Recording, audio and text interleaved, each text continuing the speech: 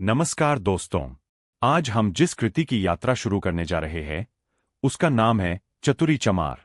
इसके लेखक है हिंदी साहित्य के महान कवि और कथाकार सूर्यकांत त्रिपाठी निराला। यह रचना केवल एक व्यक्ति की कहानी नहीं है, बल्कि उस भारतीय समाज का दर्पण है जहां जाति के आधार पर मनुष्य की कीमत तय की जाती रही। यह पुस्तक हमें बताती है कि इंसान का मूल्य उसके कर्म, उसकी मेहनत और उसके आत्मसम्मान से होना चाहिए, न कि उसकी जाति से। यह कहानी विशेष रूप से उस सामाजिक व्यवस्था पर आधारित है जिसमें तथाकथित ऊंची और नीची जातियों के बीच गहरी खाई मौजूद थी। लेखक ने इस रचना के माध्यम से दलित समाज की पीड़ा, उनके आत्मसम्मान और उनके भीतर छिपी मानवीय गरिमा को उजागर किया है। पूरी कहानी हमें यह समझाने का प्रयास करती है कि अन्याय के विरुद्ध आवाज हमेशा शोर से नहीं उठती, कभी कभी वह एक शांत मगर दृढ़ खड़े हुए व्यक्ति के रूप में सामने आती है। कहानी हमें एक छोटे से गांव में ले जाती है। यह गांव देखने में साधारण है, खेतों में लहलहाती फसलें, सुबह मंदिर की घंटियां, चौपाल पर बैठकर चर्चा करते बुजुर्ग और घरों के बाहर खेलते बच्चे। लेकिन इस सुंदरता के पीछे एक कठोर सच्चाई छिपी है। यहां हर व्यक्ति की पहचान उसके नाम से कम और उसकी जाति से अधिक होती है। समाज ने लोगों के चारों ओर अदृश्य दीवारें खड़ी कर दी है। कोई ऊंचे चबूतरे पर बैठ सकता है तो कोई जमीन पर भी नहीं। कोई मंदिर में प्रवेश कर सकता है तो कोई सीढ़ियों के पास भी नहीं ठहर सकता। इसी गांव के किनारे एक छोटी सी झोपड़ी में रहता है चतुरी। चतुरी पेशे से चमार है। उसका काम चमड़ा तैयार करना और जूते बनाना है। सुबह होते ही वह अपने औजार उठाता है और काम में लग जाता है। उसके हाथों में निपुणता है। वह ऐसे जूते बनाता है कि पहनने वाला संतुष्ट हो जाए। परंतु विडंबना देखिए, जिन जूतों को पहनकर गांव के प्रतिष्ठित लोग चलते हैं, उसी जूते बनाने वाले को अपने आंगन में खड़ा रहने की भी अनुमति नहीं देते। चतुरी शांत स्वभाव का है। वह बहस नहीं करता, पर वह समझता बहुत है। उसकी आंखों में एक गहराई है, जैसे भीतर कोई सवाल पल रहा हो। उसे बचपन से यही सिखाया गया था कि अपनी औकात में रहो, लेकिन उसके भीतर कहीं एक आवाज थी जो पूछती थी, औकात क्या जन्म से तय होती है या कर्म से? गांव में जब भी किसी बड़े घर में जूते की जरूरत होती, चतुरी को बुलाया जाता। वह मेहनत से काम करता, समय पर देता। एक बार ठाकुर के घर किसी बड़े आयोजन के लिए नए जूतों की आवश्यकता पड़ी। चतुरी ने रात दिन एक कर दिए, जूते तैयार किए और दरवाजे पर पहुंचा। उसे भीतर आने से रोक दिया गया। यहीं खड़े रहो। पैसे दूर से फेंक दिए गए। सिक्के मिट्टी में गिरे। वह झुका, सिक्के उठाए और बिना कुछ कहे लौट आया। उसके भीतर चोट थी, पर क्रोध नहीं। वह समझ चुका था कि इस समाज में अपमान भी एक व्यवस्था का हिस्सा है। एक दिन वह मंदिर के सामने से गुजरा। आरती चल रही थी। लोग श्रद्धा से सिर झुका रहे थे। उसने सोचा, क्या ईश्वर भी जाति पूछता होगा? वह सीढ़ियों की ओर बढ़ा ही था कि किसी ने पीछे से आवाज दी, कहाँ चला? अपनी सीमा जान। वह रुक गया। उसने मंदिर को देखा, फिर आसमान को। उस क्षण उसके भीतर एक मौन प्रश्न जन्मा, यदि भगवान सबका है तो रास्ता सबके लिए क्यों नहीं? चतुरी चिल्लाता नहीं, वह नारे नहीं लगाता, पर उसके भीतर एक परिवर्तन शुरू हो चुका है। वह अब हर अपमान को केवल सहता नहीं, समझता भी है। वह देखता है कि जिन लोगों को समाज ने ऊंचा माना है, वे नैतिकता में कितने छोटे हो सकते हैं। उसका आत्मसम्मान धीरे धीरे जाग रहा है। वह अपने बच्चों को डर नहीं, स्वाभिमान सिखाना चाहता है। वह चाहता है कि वे यह समझे कि मेहनत में कोई हीनता नहीं होती। हीनता तो सोच में होती है। लेखक यहां केवल चतुरी की कथा नहीं कह रहे, वे समाज से प्रश्न कर रहे हैं। क्या किसी मनुष्य को जन्म के आधार पर छोटा कहा जा सकता है? क्या धर्म का अर्थ भेदभाव है? क्या श्रम करने वाला व्यक्ति सम्मान का अधिकारी नहीं? पूरी पुस्तक इन प्रश्नों के इर्द गिर्द घूमती है। यह कहानी दलित जीवन की पीड़ा को उजागर करती है, पर साथ ही यह भी दिखाती है कि सम्मान भीख में नहीं मिलता, उसे भीतर से जिया जाता है। गांव की सुबह फिर से ढलने लगती है। सूरज पश्चिम में झुकता है। लोग अपने अपने घर लौटते हैं। चतुरी भी लौटता है, थका हुआ पर टूटा नहीं। उसकी चुप्पी अब खाली नहीं रही। वह एक विचार बन चुकी है, और जब विचार जन्म लेता है तो बदलाव की शुरुआत हो जाती है। यह तो केवल प्रारंभ है। आगे की कथा में यह मौन प्रश्न टकराएगा, परिस्थितियां बदलेंगी और चतुरी केवल एक व्यक्ति नहीं रहेगा, वह एक प्रतीक बन जाएगा। गांव की हवा अब पहले जैसी नहीं लगती थी। सब कुछ वैसा ही था, वही खेत, वही पगडंडियां, वही चौपाल, पर चतुरी की दृष्टि बदल चुकी थी। जब दृष्टि बदलती है तो संसार भी बदलता हुआ प्रतीत होता है। इन दिनों गांव में एक नई हलचल थी। पास के कस्बे से एक पढ़ा लिखा नौजवान आया था, जो किसानों को नए कानूनों और अधिकारों के बारे में बता रहा था। चौपाल पर चर्चा का विषय अब केवल मौसम या फसल नहीं रहा था, बात अब हक और बराबरी तक पहुंचने लगी थी। चतुरी दूर खड़ा सब सुनता। वह बोलता नहीं था, पर हर शब्द को अपने भीतर रख लेता। उसे पहली बार लगा कि अन्याय कोई भाग्य नहीं, बल्कि एक बनाई हुई व्यवस्था है। उसी समय गांव में एक और घटना घटी। पंडित शिवदत्त के यहाँ किसी धार्मिक अनुष्ठान की तैयारी थी। गांव के प्रतिष्ठित लोग जुटे हुए थे।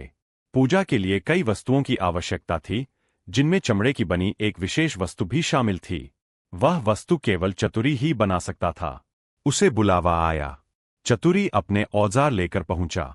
आंगन के बाहर ही उसे बैठा दिया गया। भीतर वेद मंत्रों की आवाज गूंज रही थी। उसे निर्देश दिए जा रहे थे, इतना मोटा बनाओ, इतना लंबा, जल्दी करो। वह काम में लग गया। उसके हाथ तेजी से चलते रहे, पर उसका मन उन मंत्रों की ओर खिंच रहा था। शब्दों का अर्थ वह पूरी तरह नहीं जानता था, पर स्वर में जो पवित्रता थी, वह उसे छूती थी। काम पूरा हुआ। पंडित ने वस्तु को देखा, संतोष से सिर हिलाया, और फिर वही पुराना व्यवहार, पैसे दूर से बढ़ा दिए गए। चतुरी ने पहली बार पैसे लेने में देर कर दी। एक क्षण के लिए उसकी उंगलियां हवा में ठिठकी रहीं। पंडित की भौहें तन गईं। क्या हुआ? कम लग रहे हैं? चतुरी ने शांत स्वर में कहा, नहीं मालिक, कम नहीं है। पर एक बात पूछूं? आंगन में हल्की खामोशी फैल गई। पूछो। जब यह पूजा भगवान के लिए है, तो क्या भगवान को यह नहीं दिखता कि इसे किसने बनाया? यह प्रश्न हवा में तैर गया। कुछ लोगों ने इसे धृष्टता समझा, कुछ ने इसे मूर्खता, पर यह केवल एक प्रश्न था, सरल, सीधा, पर गहरा। पंडित ने बात टाल दी। तुम अपना काम करो, भगवान सब जानते हैं। चतुरी ने उत्तर नहीं दिया। उसने पैसे उठाए और बाहर चला गया। उस दिन के बाद गांव की निगाहें थोड़ी बदल गईं। अब लोग उसे केवल काम करने वाले हाथों के रूप में नहीं, बल्कि सोचने वाले व्यक्ति के रूप में देखने लगे थे। और सोचने वाला व्यक्ति हमेशा व्यवस्था के लिए असुविधाजनक होता है। धीरे धीरे फुसफुसाहटें शुरू हुईं। चतुरी अब ज्यादा बोलने लगा है, कहीं सिर न चढ़ जाए। पर चतुरी का व्यवहार नहीं बदला। वह पहले की तरह काम करता, समय पर पहुंचता, किसी से उलझता नहीं। फर्क केवल इतना था कि अब उसकी आंखों में झिझक कम और स्थिरता अधिक थी। इसी बीच गांव में एक विवाद खड़ा हो गया। ठाकुर के खेत की मेड़ टूट गई थी और पानी पास की झोपड़ियों की ओर बह निकला। उन झोपड़ियों में चतुरी का घर भी था। पानी से कच्ची दीवारें गलने लगीं। चतुरी ने जाकर निवेदन किया, मालिक, मेड़ ठीक करवा दीजिए, पानी से घर बैठ जाएगा। उत्तर मिला, तुम्हारा घर है, तुम संभालो, हमारी जमीन है, हम जैसा चाहे रखेंगे। यह अन्याय स्पष्ट था। गांव के कुछ लोग तमाशा देखते रहे, किसी ने साथ नहीं दिया। चतुरी ने उस रात अपने घर की दीवार को सहारा दिया, मिट्टी जमाई, बच्चों को सुरक्षित कोने में सुलाया। बारिश थमती नहीं थी। उसने तय किया, अब चुप रहना समाधान नहीं है। अगली सुबह वह सीधे चौपाल पर पहुंचा। वहां बड़े लोग बैठे थे। उसने पहली बार बीच में खड़े होकर कहा, मेरी झोपड़ी भी इसी गांव में है। अगर मेड़ नहीं सुधरी तो मेरा घर गिर जाएगा। मैं मेहनत करता हूं, किसी का हक नहीं छीनता। मेरा भी हक है कि मेरा घर सुरक्षित रहे। चौपाल में सन्नाटा छा गया। एक क्षण के लिए लगा मानो किसी ने परंपरा की दीवार पर हल्की सी चोट कर दी हो। ठाकुर ने कठोर स्वर में कहा, तू हमें सिखाएगा? चतुरी ने सिर झुकाया नहीं। उसकी आवाज धीमी थी, पर कांप नहीं रही थी। सिखाने नहीं आया मालिक, याद दिलाने आया हूं कि मैं भी इसी मिट्टी का हूं। यह वाक्य किसी तीर की तरह जा लगा। कुछ युवाओं ने एक दूसरे की ओर देखा। उनके चेहरे पर सहमति की झलक थी। आखिरकार मेड़ ठीक कराने का निर्णय हुआ, आधे मन से, अनिच्छा से, पर हुआ।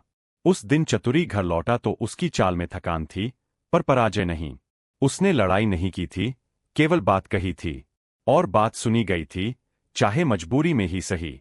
पर बदलाव की राह सरल नहीं होती। कुछ दिनों बाद उसके काम में रुकावट आने लगी।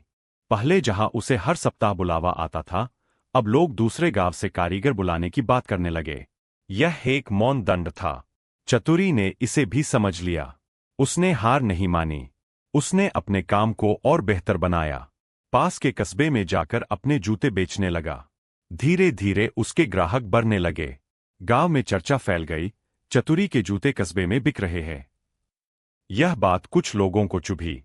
एक शाम जब वह लौट रहा था, दो आदमी रास्ते में मिल गए। बहुत उड़ने लगा है तू? चतुरी ने शांत स्वर में उत्तर दिया। उड़ नहीं रहा, बस चल रहा हूं। उनकी आंखों में क्रोध था, पर चतुरी की आंखों में भय नहीं था। अब उसके भीतर जो आत्मसम्मान जागा था, वह दबने वाला नहीं था। उसने समझ लिया था, सम्मान मांगा नहीं जाता, जिया जाता है। गांव की हवा में बदलाव की हल्की सी गंध फैलने लगी थी। कुछ लोग अब उसे पहले जैसी दृष्टि से नहीं देखते थे। बच्चे उसके पास बैठकर बातें करने लगे थे, और जो लोग उसे रोकना चाहते थे, वे भीतर ही भीतर असहज थे। चतुरी ने कोई क्रांति नहीं की थी। उसने केवल अपने अस्तित्व को स्वीकार किया था। पर कभी कभी सबसे बड़ी क्रांति यही होती है, स्वयं को छोटा मानने से इनकार कर देना। गांव की रात गहरी थी। आसमान में तारे चमक रहे थे। चतुरी अपने घर के बाहर बैठा था। उसके हाथ काम से कठोर थे, पर मन में एक नई कोमलता थी, जैसे लंबे अंधेरे के बाद कहीं दूर कोई दीपक जल उठा हो। वह जानता था कि रास्ता लंबा है। संघर्ष अभी समाप्त नहीं हुआ। पर अब वह अकेला नहीं था। उसके भीतर उसका अपना विश्वास था। और जब मनुष्य को अपने होने का बोध हो जाता है, तब दुनिया की सबसे कठोर दीवारें भी धीरे धीरे दरकने लगती है। दिन बीतते गए, पर वातावरण में जो सूक्ष्म परिवर्तन आया था, वह अब स्पष्ट दिखाई देने लगा। पहले जो निगाहें उपेक्षा से भर जाती थीं, उनमें अब जिज्ञासा भी शामिल हो गई थी। चतुरी अब केवल जूते बनाने वाला कारीगर नहीं रह गया था, वह एक ऐसा व्यक्ति बन रहा था जो अपनी जगह पहचान चुका था। कस्बे में उसके बनाए जूतों की चर्चा फैल चुकी थी। वहां के लोग उसके काम की मजबूती और सफाई की तारीफ करते। कुछ ग्राहकों ने तो अग्रिम पैसा देकर जूते बनवाने शुरू कर दिए थे। यह बात गांव तक पहुंची तो कई लोगों के मन में खलिश पैदा हुई। देखो, अब शहर में नाम कमा रहा है, ज्यादा पैसे आ गए हैं, तो अकड़ आ गई है। फुसफुसाहटें तेज हो रही थीं। पर चतुरी के भीतर अकड़ नहीं थी, आत्मविश्वास था। दोनों में फर्क होता है। अकड़ दूसरों को नीचा दिखाकर खड़ी होती है, आत्मविश्वास स्वयं को पहचानकर। इसी बीच गांव में एक और घटना घटी जिसने वातावरण को और गर्म कर दिया। गांव के स्कूल में नए मास्टर साहब आए थे। वे पढ़े लिखे और विचारों से कुछ अलग थे। उन्होंने घोषणा की कि स्कूल में सभी बच्चों को साथ बैठकर पढ़ाया जाएगा, जाति के आधार पर कोई भेद नहीं होगा। यह बात सुनते ही कुछ लोगों के माथे पर बल पड़ गए। हमारे बच्चे उसके बच्चों के साथ बैठेंगे। चतुरी का बेटा भी उसी स्कूल में जाता था, पर अब तक उसे पीछे बैठाया जाता था। उस दिन पहली बार मास्टर ने उसे आगे बुलाया और कहा, यहां बैठो, पढ़ाई सबके लिए बराबर है। चतुरी जब शाम को घर लौटा तो उसके बेटे की आंखों में चमक थी। बाबा, आज मैं आगे बैठा था। उसकी आवाज में जो गर्व था, वह चतुरी के लिए किसी पुरस्कार से कम नहीं था। उस रात चतुरी देर तक सो नहीं पाया। उसे लगा जैसे वर्षों से बंद खिड़की में पहली बार हवा आई हो। पर बदलाव हर किसी को स्वीकार नहीं होता। अगले ही सप्ताह कुछ अभिभावक मास्टर से उलझ पड़े। पंचायत बैठी। आरोप लगाए गए कि परंपरा टूट रही है। चतुरी को भी बुलाया गया। वह पहुंचा तो चौपाल पर पहले से ही गर्म बहस चल रही थी। तुम अपने बच्चे को आगे क्यों बैठा रहे हो? हमारी मर्यादा है, चतुरी ने शांत स्वर में कहा। मर्यादा पढ़ाई से बड़ी नहीं हो सकती। बच्चा है, पढ़ना चाहता है। उसके शब्दों में आग्रह था, चुनौती नहीं। कुछ क्षणों के लिए खामोशी छाई रही। मास्टर साहब ने भी उसका समर्थन किया। अंततः निर्णय टल गया, पर बीज बोया जा चुका था। गांव के युवा अब दो हिस्सों में बंटने लगे थे। कुछ पुरानी सोच के साथ खड़े थे, तो कुछ बदलाव की ओर झुक रहे थे। और इस विभाजन का केंद्र अनजाने में चतुरी बनता जा रहा था। एक शाम कस्बे से लौटते समय उसे खबर मिली कि उसके घर के पास फिर से पानी छोड़ा गया है। मेड़ तोड़ी गई थी। वह तेज कदमों से घर पहुंचा। झोपड़ी की दीवारें गीली थीं। बच्चों के चेहरे पर डर था। इस बार उसके भीतर पीड़ा के साथ आक्रोश भी उठा। पर उसने पत्थर नहीं उठाया। उसने किसी के घर जाकर शोर नहीं मचाया। वह सीधे थाने गया। गांव के लोगों के लिए यह अप्रत्याशित था। चमार थाने पहुंचा। यह कदम छोटा नहीं था। यह उस व्यवस्था के खिलाफ था जहां न्याय केवल ताकतवर के पास माना जाता था। थानेदार ने पहले तो उसे टालने की कोशिश की, पर जब चतुरी ने दृढ़ स्वर में कहा कि मैं शिकायत दर्ज कराऊंगा, तो बात लिखी गई। गांव में खबर आग की तरह फैल गई। कुछ लोग नाराज हुए, कुछ चुप रहे, और कुछ भीतर ही भीतर संतुष्ट थे कि किसी ने हिम्मत तो की। अब टकराव खुलकर सामने आ चुका था। ठाकुर ने उसे बुलाया। बहुत बड़े हो गए हो। चतुरी ने उत्तर दिया, नहीं मालिक, बस छोटा होना छोड़ दिया है। यह वाक्य सीधा था, पर उसमें वर्षों की पीड़ा और अनुभव का भार था। धीरे धीरे स्थिति बदलने लगी। कस्बे में उसका काम बढ़ता गया। गांव के कुछ लोग भी फिर से उसके पास आने लगे, क्योंकि काम तो सबसे अच्छा वही करता था। पर अब समीकरण अलग था। अब जब कोई उसके दरवाजे आता, तो वह उन्हें बाहर खड़ा नहीं रखता। वह सम्मान से बैठाता, पानी देता। किसी ने ताना मारा, बहुत आदर कर रहे हो। चतुरी मुस्कराया। आदर देने से कोई छोटा नहीं होता। यह उसकी जीत थी, छोटी पर गहरी। मास्टर साहब ने एक दिन उससे कहा, तुम्हें पता है तुम क्या कर रहे हो? चतुरी ने सिर हिलाया, मैं तो बस अपना काम कर रहा हूं। मास्टर बोले, नहीं, तुम सोच बदल रहे हो। शायद चतुरी को इसका पूरा बोध नहीं था, पर उसकी साधारण सी दृढ़ता असाधारण प्रभाव डाल रही थी। गांव की हवा अब वैसी स्थिर नहीं रही थी। उसमें हलचल थी। पुराने विश्वासों की दीवारों में महीन दरारें पड़ने लगी थीं। रात को जब वह अपने औजार समेटता, तो उसके हाथ थके होते, पर मन हल्का होता। उसे महसूस होता कि संघर्ष अभी लंबा है, पर दिशा सही है। अब वह केवल अपने लिए नहीं खड़ा था। अनजाने में ही वह उन सभी के लिए खड़ा था जो चुपचाप अन्याय सहते आए थे। आसमान में बादल छंट रहे थे। चांद की रोशनी झोपड़ी की दीवारों पर पड़ रही थी। चतुरी ने बच्चों को सोते देखा। उसके चेहरे पर संतोष की हल्की मुस्कान आई। वह जानता था, असली परिवर्तन शोर से नहीं, धैर्य से आता है। और धैर्य अब उसकी सबसे बड़ी ताकत बन चुका था। गांव सो रहा था, पर परिवर्तन जाग चुका था। बरसात का मौसम इस बार जैसे कुछ अधिक ही ठहर गया था। मिट्टी में नमी थी, खेतों में हरियाली, पर मनुष्यों के बीच का तापमान ठंडा नहीं हुआ था। गांव की सतह पर शांति दिखाई देती थी, पर भीतर भीतर असंतोष और ईर्ष्या की धाराएं बह रही थीं। चतुरी अब पहले जैसा नहीं रहा था, और यह बदलाव सबसे अधिक उन्हीं लोगों को खटक रहा था जो वर्षों से व्यवस्था के शीर्ष पर बैठे थे। कस्बे में उसका काम इतना बढ़ गया था कि उसे सप्ताह में 2 दिन वहीं रुकना पड़ता। उसने बेहतर औजार खरीद लिए थे। चमड़े को रंगने और काटने की नई तरकीबें सीख ली थीं। उसके बनाए जूते अब केवल जरूरत नहीं, पसंद भी बन चुके थे। यही बात कुछ लोगों को असहज कर रही थी। एक दिन गांव में बड़ी पंचायत बुलाई गई। कारण बताया गया। गांव की मर्यादा और परंपरा पर चर्चा, पर असली विषय सब जानते थे। चौपाल पर चटाइयां बिछी थीं। बड़े लोग आगे, बाकी पीछे। चतुरी को भी बुलाया गया। वह आया। साधारण कपड़े, शांत चेहरा, पर आंखों में वही स्थिरता। सभा शुरू हुई। आजकल कुछ लोग अपनी हदें भूल रहे हैं। एक स्वर उठा, गांव की परंपराएं तोड़ी जा रही है। थाने तक बात ले जाना क्या ठीक है? संकेत स्पष्ट थे। चतुरी खड़ा हुआ। उसने चारों ओर देखा। कोई चुनौती नहीं, केवल सच्चाई उसके चेहरे पर थी। अगर घर टूटे तो क्या चुप रहना मर्यादा है? उसने पूछा। कई चेहरे तमतमा गए। तू हमें सीख देगा? सीख नहीं, अनुभव बता रहा हूं, उसने शांत स्वर में कहा। चर्चा तेज हो गई। आरोप प्रत्यारोप, पुराने किस्से उछाले गए। पर चतुरी ने आवाज ऊंची नहीं की। वह हर सवाल का उत्तर धैर्य से देता रहा। मैंने कभी किसी का अनादर नहीं किया, उसने कहा। मैंने केवल अपने और अपने परिवार के अधिकार की बात की है। अगर यह गलती है, तो मैं दोषी हूं। सभा में पहली बार कुछ लोग उसकी बातों को गंभीरता से सुनने लगे। तभी एक बुजुर्ग किसान उठे। वे अब तक चुप थे। जिसके जूते हम पहनते हैं, उसके घर की दीवार गिर जाए और हम देखें, यह भी तो सोचो। यह स्वर अप्रत्याशित था। धीरे धीरे माहौल बदलने लगा। हर कोई खुलकर समर्थन नहीं कर रहा था, पर विरोध की धार कुछ कम हो गई।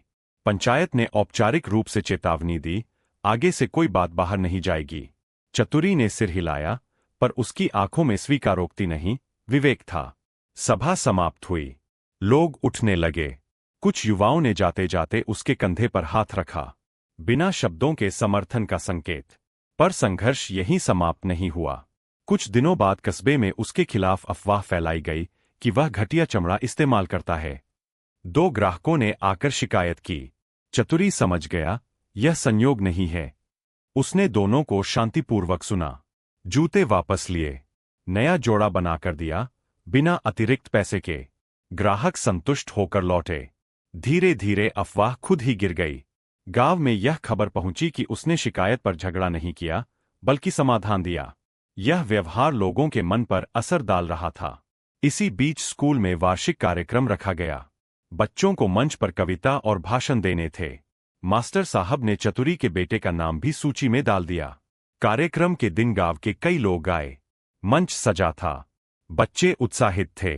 जब चतुरी का बेटा मंच पर गया और ऊंची आवाज में बोला, सब बराबर है, मेहनत सबसे बड़ा धर्म है, तो एक क्षण के लिए समय ठहर गया। कुछ चेहरों पर असहजता थी, कुछ पर गर्व। चतुरी भी भीड़ में खड़ा था। उसकी आंखें नम थीं। उसे लगा, उसकी चुप्पी व्यर्थ नहीं गई। कार्यक्रम के बाद कई लोगों ने बच्चे की तारीफ की। यह छोटी सी घटना थी, पर उसका असर गहरा था। अब विरोध करने वाले सीधे टकराने से बचने लगे, क्योंकि हर बार चतुरी ने जवाब शोर से नहीं, संयम से दिया था। एक शाम ठाकुर खुद उसके घर आए। गांव में यह दृश्य असामान्य था। चतुरी ने आदर से उन्हें बैठाया, पानी दिया। कुछ क्षण चुप्पी रही। जूते बनवाने हैं, ठाकुर ने कहा। स्वर में कठोरता नहीं थी। चतुरी ने नाप लिया, बिना व्यंग्य, बिना कटुता। यह केवल जूते बनवाना नहीं था, यह परिस्थितियों का मौन स्वीकार था। जब जूते तैयार होकर पहुंचे, इस बार पैसे हाथ में दिए गए, फेंके नहीं गए। छोटा सा अंतर था, पर वर्षों की दूरी उसमें सिमट गई थी। गांव में अब 2 धाराएं स्पष्ट थीं, एक पुरानी, एक नई। पर अब नई धारा कमजोर नहीं थी। रात को चतुरी अपने घर के बाहर बैठा था। हल्की हवा चल रही थी। दूर कहीं ढोलक की आवाज थी। उसने अपने हाथों को देखा। वही हाथ जो कभी केवल श्रम के प्रतीक थे, अब सम्मान के भी प्रतीक बन चुके थे। उसने कोई क्रांति नहीं की थी।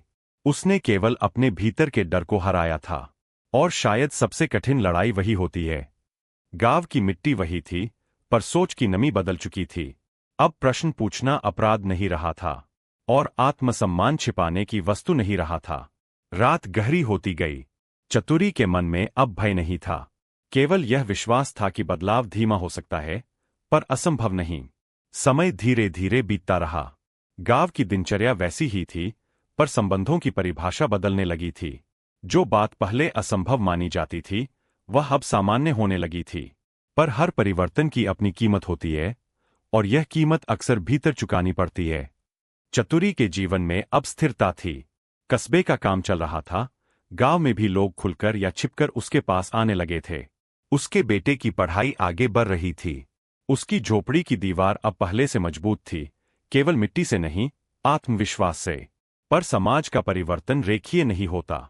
जहां एक ओर कुछ लोग उसे स्वीकार कर रहे थे, वहीं कुछ के भीतर पुरानी आग अब भी धधक रही थी। एक दिन खबर आई कि पास के गांव में दलितों के साथ दुर्व्यवहार हुआ है। वहां भी किसी ने अपने अधिकार की बात की थी और उसे दबाने की कोशिश हुई थी। यह समाचार सुनकर चतुरी देर तक चुप बैठा रहा। उसे लगा कि उसकी कहानी केवल उसके गांव तक सीमित नहीं है, यह एक बड़ी तस्वीर का हिस्सा है। उस रात उसने अपने बेटे से कहा, पढ़ाई कभी मत छोड़ना, ज्ञान से बड़ा कोई हथियार नहीं।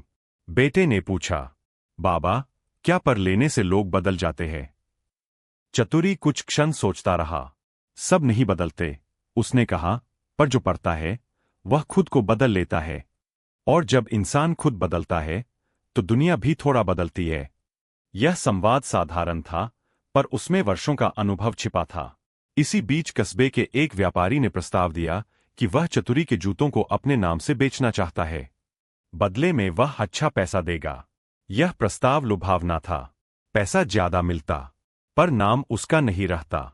चतुरी दुविधा में पड़ गया। क्या वह अपनी पहचान छोड़कर सुविधा चुन ले? उसने रात भर सोचा। अंततः उसने व्यापारी को मना कर दिया। काम मेरा है, नाम भी मेरा ही रहेगा, उसने स्पष्ट कहा। व्यापारी ने कंधे उचकाए और चला गया। यह निर्णय आर्थिक दृष्टि से कठिन था, पर आत्मसम्मान की दृष्टि से आवश्यक। गांव में यह बात फैली। कुछ लोग बोले, मूर्ख है, मौका छोड़ दिया। पर कुछ युवाओं ने इसे साहस माना। धीरे धीरे उसके घर पर लोगों का आना जाना बढ़ने लगा। कोई सलाह लेने आता, कोई काम सिखाने को कहता। पहले जो दरवाजा उपेक्षा का प्रतीक था, अब संवाद का स्थान बन गया था। पर एक घटना ने सबको झकझोर दिया। गांव में महामारी फैल गई। कई लोग बीमार पड़ने लगे। डॉक्टर दूर थे, दवाइयां कम थीं। ऐसे समय में जाति की दीवारें कुछ कमजोर पड़ जाती है, क्योंकि बीमारी भेदभाव नहीं करती। चतुरी ने कस्बे से दवा लाकर कई घरों तक पहुंचाई। उसने यह नहीं देखा कि कौन किस जाति का है, वह बस मदद करता गया। एक दिन वही पंडित, जिनके आंगन में उसे बैठने की अनुमति नहीं थी, बीमार पड़े। घर में घबराहट थी। चतुरी दवा लेकर पहुंचा। दरवाजा खुला। इस बार किसी ने उसे रोका नहीं। उसने पंडित को दवा दी, पानी दिया और चुपचाप लौट आया। कुछ दिनों बाद पंडित स्वस्थ हुए। उन्होंने सार्वजनिक रूप से उसका धन्यवाद किया। यह दृश्य गांव के इतिहास में नया था। लोगों ने पहली बार देखा कि जिसे वे नीचे समझते थे, वही संकट में सहारा बना। धीरे धीरे शब्द बदलने लगे। चतुरी चमार के स्थान पर लोग केवल चतुरी कहने लगे। यह छोटा सा परिवर्तन था, पर पहचान के स्तर पर बड़ा। एक शाम पंचायत फिर बैठी। इस बार किसी विवाद के लिए नहीं, बल्कि गांव में सफाई और पानी की व्यवस्था सुधारने के लिए। चतुरी को भी बुलाया गया, बतौर सहभागी। वह चौपाल पर बैठा। जमीन पर ही सही, पर बाहर नहीं। उसने सुझाव दिया कि मेड़े मजबूत की जाए, नालियां साफ हों और सब मिलकर काम करें। पहली बार उसके विचार को नोट किया गया। वह क्षण किसी क्रांति जैसा नहीं था। कोई नारा नहीं लगा, कोई घोषणा नहीं हुई। पर परिवर्तन का असली स्वर यही होता है, शांत पर स्थायी। रात को जब वह घर लौटा, तो उसकी पत्नी ने पूछा, आज देर क्यों हो गई? उसने मुस्कराकर कहा, गांव की बात चल रही थी। पत्नी ने आश्चर्य से देखा, तुम भी बैठे थे? उसने सिर हिलाया। उसकी आंखों में गर्व था, पर शब्दों में विनम्रता। अब उसके भीतर कोई करवाहट नहीं थी।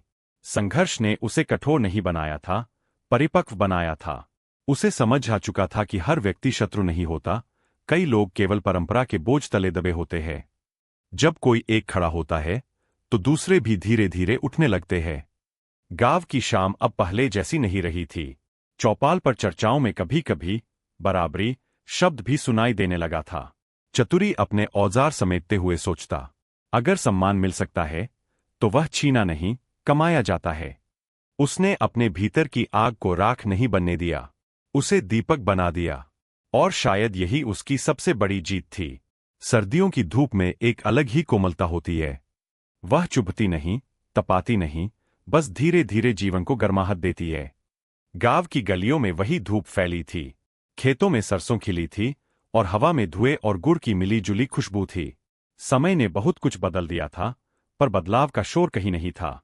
वह शांत था, जैसे मिट्टी के भीतर बीज चुपचाप अंकुरित होता है। चतुरी अब केवल एक मोची नहीं रहा था। वह एक पहचान बन चुका था, बिना घोषणा के, बिना पद के। लोग उससे सलाह लेने आते थे। युवक उससे काम सीखना चाहते थे। और सबसे बड़ी बात, अब उसका नाम सम्मान के साथ लिया जाता था।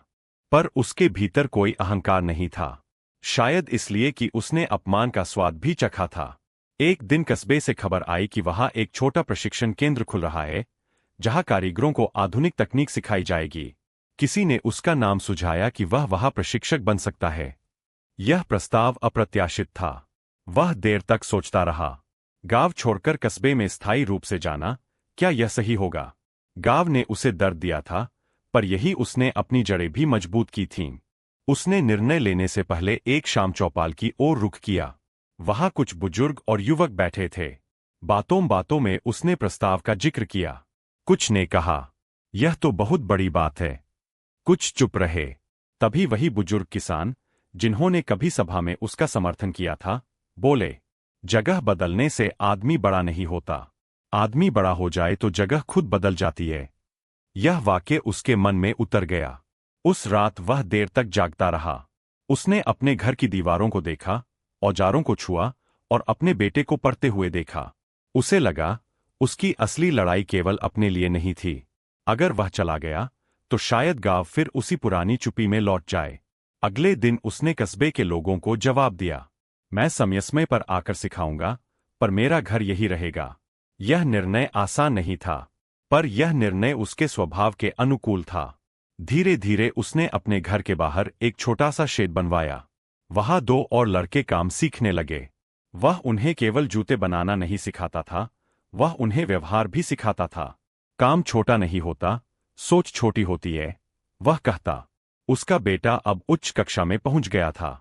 एक दिन उसने कहा, बाबा, मैं शहर जाकर पढ़ना चाहता हूं। चतुरी ने उसकी आंखों में वही चमक देखी जो कभी उसके अपने भीतर थी, पर जिसे अवसर नहीं मिला था।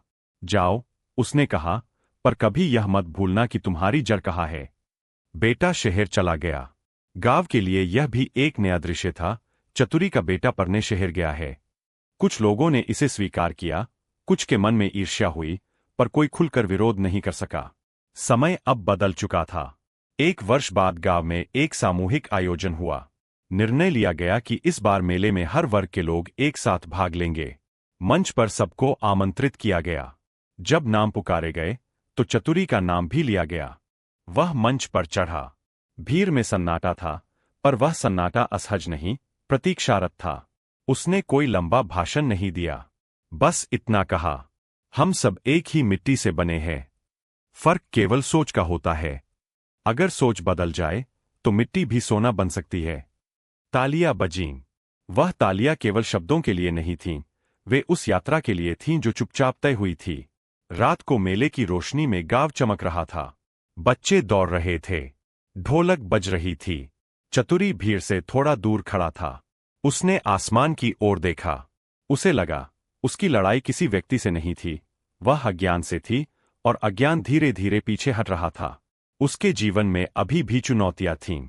समाज पूरी तरह नहीं बदला था, पर अब वह अकेला नहीं था, और यही सबसे बड़ा परिवर्तन था। सुबह जब वह फिर अपने औजार उठाकर बैठा तो उसकी उंगलियां उसी एकाग्रता से काम कर रही थीं। फर्क बस इतना था कि अब हर टांके में केवल रोजी रोटी नहीं, एक इतिहास भी जुड़ चुका था। यह कहानी किसी चमत्कार की नहीं थी। यह धैर्य, साहस और आत्मसम्मान की कहानी थी। यह अंत नहीं था, क्योंकि परिवर्तन का कोई अंतिम अध्याय नहीं होता। जहां एक व्यक्ति खड़ा होता है, वहीं से कई रास्ते निकलते हैं, और उन रास्तों पर चलने वाले कदम अब बढ़ चुके थे। निराला जी इस कहानी के माध्यम से समाज में व्याप्त जातिगत भेदभाव, शोषण और असमानता पर गहरा प्रहार करते हैं। वे दिखाना चाहते हैं कि समाज ने जिन लोगों को नीचा समझा, वे वास्तव में संवेदनशील, मेहनती और आत्मसम्मानी होते हैं। असली हीनता जन्म में नहीं, बल्कि सोच में होती है। सामाजिक व्यवस्था में जो अन्याय है, उसे पहचानना और बदलना जरूरी है। निराला जी स्वयं प्रगतिशील विचारधारा के थे, इसलिए उनकी रचनाओं में मानवतावाद और समानता की भावना स्पष्ट दिखाई देती है। इस कहानी से हमें क्या सीख मिलती है? मानवता सबसे ऊपर है, जाति, वर्ग, पद सब बाद में आते हैं। आत्मसम्मान कभी नहीं छोड़ना चाहिए। समाज की बुराइयों के खिलाफ जागरूक होना जरूरी है। हर व्यक्ति में क्षमता होती है, बस उसे अवसर चाहिए। सच्चा बदलाव भीतर की सोच से आता है। अगर आपको यह जानकारी और विश्लेषण पसंद आया हो तो लाइक करें, शेयर करें, और ऐसे ही साहित्य से जुड़े ज्ञानवर्धक कंटेंट के लिए सब्सक्राइब जरूर करें। आपका सहयोग ही हमें आगे बेहतर कंटेंट देने की प्रेरणा देता है। धन्यवाद।